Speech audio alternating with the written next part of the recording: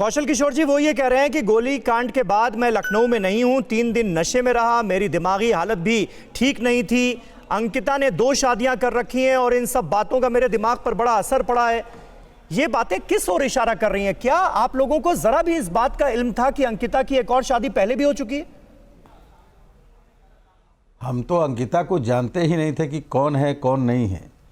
ये तो railway track पे बैठ करके जब वहाँ से मोबाइल वीडियो कॉल किया तब इसको मैंने एक लड़की के साथ जब देखा तो मुझे बड़ा ताजुब हुआ और तब इसने बताया कि हम सुसाइड करने के लिए आए हैं, हम इस लड़की से शादी करेंगे।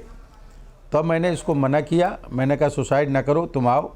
ये आए तो इनसे मैंने बात की, इन्होंने कहा कि मैं शादी करूँगा, अपनी ज़िंदगी जीना चाहता हूँ। तो मैंने कहा फिर हमारे परिवार से कोई संबंध नहीं रहेंगे। तो इन्होंने कहा हम संबंध पूरे परिवार को छोड़ने के लिए तैयार हैं, मगर अंकिता को नहीं छोड़ेंगे, उसी के साथ रहेंगे। तो हमने कहा जाओ शादी करो, रहो। मतलब आप लोगों को खुदकुशी की धमकी दी थी? उन्होंने 2 शादी की या नहीं की? हाँ, आप लोगों को खुदकुशी की धमकी दी थी आयुष? इस बात की कि मैं खुदकुशी कर लूंगा अगर शादी नहीं करवाई गई। खुदकुशी की धमकी, हाँ, खुदकुशी की धमकी दी थी। धमकी दिया था आयुष ने। तभी मैंने कहा कि तुम खुदकुशी ना करो, जाकर के अपना जो ज़िंदगी जीना चाहते हो जियो, जाकर के जो शादी करना चाहते हो कर लो जाके, कोई शादी में शामिल नहीं होगा, आप अपनी मर्जी से करो जाके। और उनके अंकिता के परिवार के बारे में मुझे ज्ञान नहीं है कुछ भी। आयुष जो भी अपनी बता रहा कि शादी पहले हुई, उनकी क्या हुई आयुष को मालूम हुआ होगा तो आयुष जाने, और अंकिता इस विषय में जाने, उनके परिवार के लोग जाने कि शादी हुई कि नहीं हुई। मुझको इस बारे में कोई संज्ञान नहीं है, मुझे ज्ञान नहीं है। लेकिन कौशल किशोर साहब, आयुष आपका बेटा है और आज वो ये कह रहा है इस वीडियो के जरिए कि मुझे हनी ट्रैप के जरिए फंसाने की कोशिश हुई। अंकिता इससे पहले भी शादी कर चुकी थी, उसके बारे में उसे इल्म नहीं था, अब इस रिश्ते में मैं फंस गया हूं।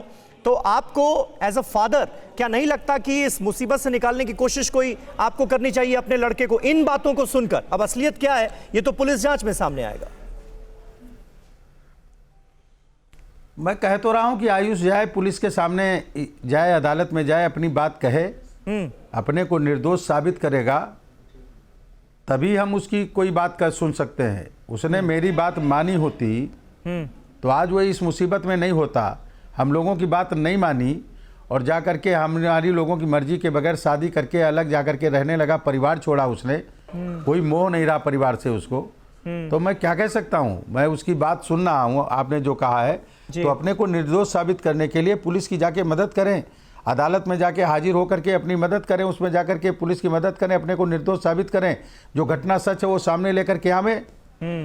परवाह देश की, सोमवार से शुक्रवार रात 10 बजे TV9 भारतवर्ष पर।